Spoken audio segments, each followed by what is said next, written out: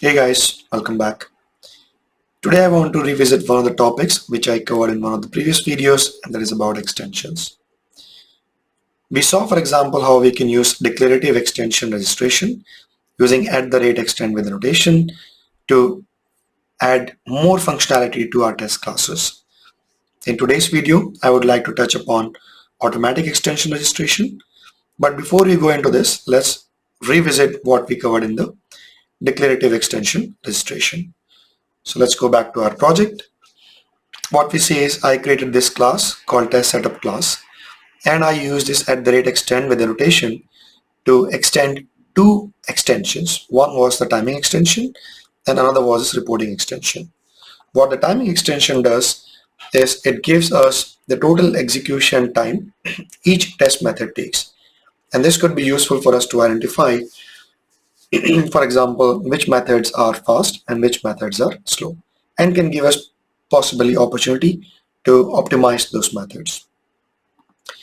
The reporting extension, on the other hand, helps us to publish results to Elastic, and we can publish the meta information about our test cases or test run into Elastic, and depending on if this flag was put as true or if this flag was put as false, we would either publish the result or we will skip the results. Now, if any test class wanted to use this particular extensions, the way we did it was you go to that particular test class, use the extends keyword to inherit it, and then you have that particular functionality available to your test class. But that means if I have three test classes, I have to use the extend keyword in all three of them, and if I don't do that, that functionality will not be available. Let's see it in action. So let's say if I run this particular test class, we should see the logs coming from these two extension classes. So we saw the test has run, and if we look into the logs, we see that both timing extension has run, and it is telling us how much each test took to run. And we can see, for example, also logs from the reporting extension. At this moment, we are skipping logs because we kept the flag to false. But we can see both of these test classes are working perfectly fine. On the other hand, if I run another class which is not extending this functionality, we will not see any logs coming from timing extension or from reporting extension. Now, what if your use case demands um, that you want to automatically use extensions for all the test classes without the user has to specifically inherit in the test classes? Because it can happen that if there are multiple testers working on a project, when a tester is creating a new class, it can happen that they forget to inherit this functionality, and those tests would not be reported, for example, or we might not get performance metrics for those particular test classes.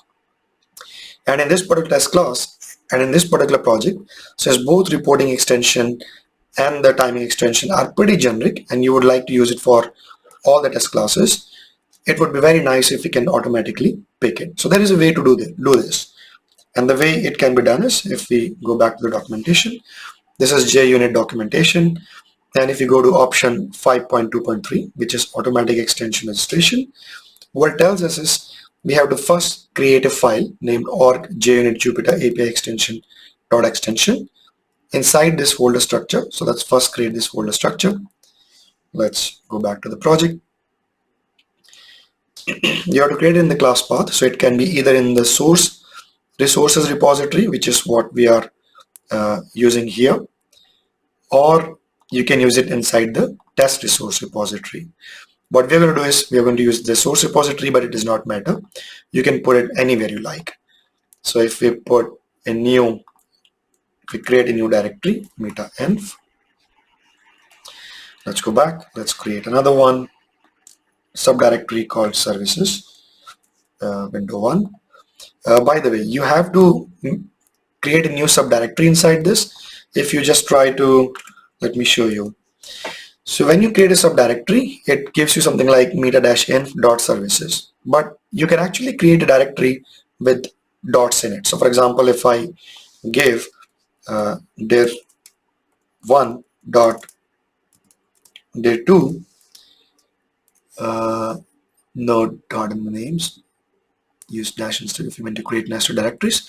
So in fact, it is also trying to help us. So this was the problem which I was mentioning. And IntelliJ is also telling us that note that dot in the name is treated as a regular character. So if I give it like dir1 dir2, it is actually creating just one directory with the dot as a name in it. And it says if you want to create multiple nested directories, use dash instead. If I do something like this, you can see for a user, it is very difficult to make out if it's a nested directory, right?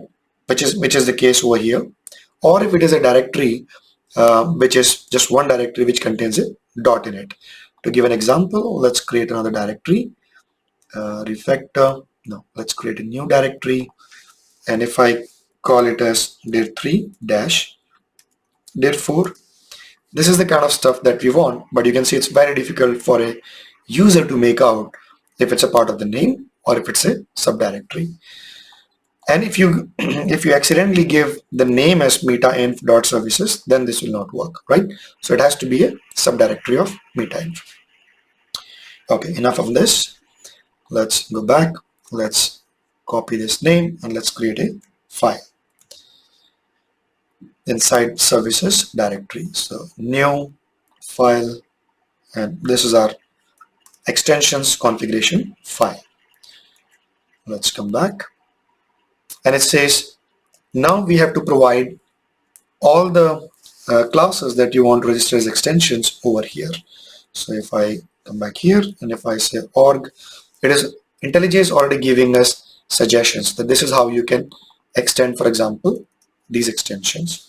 So if I give these two full paths, org power tester extensions reporting extensions, which is the path which is coming from let me see, inside the Java directory, you have to give the full path, org power tester extensions, and you have to give the name of the class. Now we have got both the classes name put inside this particular file. Now in itself, this is not enough. So for example, if I try to run this particular test class, will it automatically pick the extensions because we have not put any extend keyword here? Not yet. If we go back, it says we also have to make this parameter, we also have to make this configuration parameter to true. So let's copy this parameter and let's go to JUnit platform properties. And let's call it true equals to true. And it will also be nice if we can actually give this URL so that in future if someone is trying to understand what this configuration parameter is all about, they can see that it's about extending registration for automatic detection. Let's go back, and in fact that's all that we need to provide. So in this particular test class, in test payment service, we're not extending anything, and if our setup has worked, now we should be able to see logs for both the timing extension and the reporting extension when we try to run tests from this particular class. So let's run the test again. And you can see now we have logs from timing extension and we have logs from reporting extension. So it is telling us how much each of these particular tests took, and we also have logs from the reporting extension.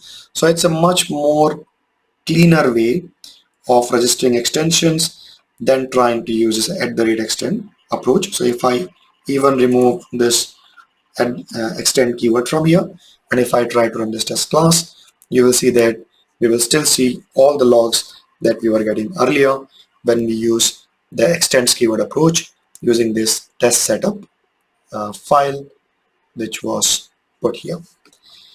So if you come down, you can see both the reporting extension is working and the timing extension is working. So that's all I wanted to cover in this video, and now you know at least two ways of registering extensions. One is a declarative way and other is an automatic extension registration. And if there are certain extensions that you want to use only for specific test classes, you can use @extend with approach. If there are some extensions that you want to use for the whole project, this is much more cleaner. So that's all I want to cover in this video, and I would see you guys in another video. If you like this video, press the like button. If you like my channel, please subscribe to it. Thank you. See you. Bye-bye.